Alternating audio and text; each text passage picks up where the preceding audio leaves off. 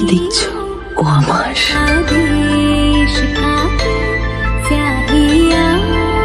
হ্যাঁ বল। আমরা আর একসাথে আইসক্রিম খাবো না? কার সাথে? আমি আর ওকে নিজের ঘরে পাবো না? কার কথা বলছিস তুই?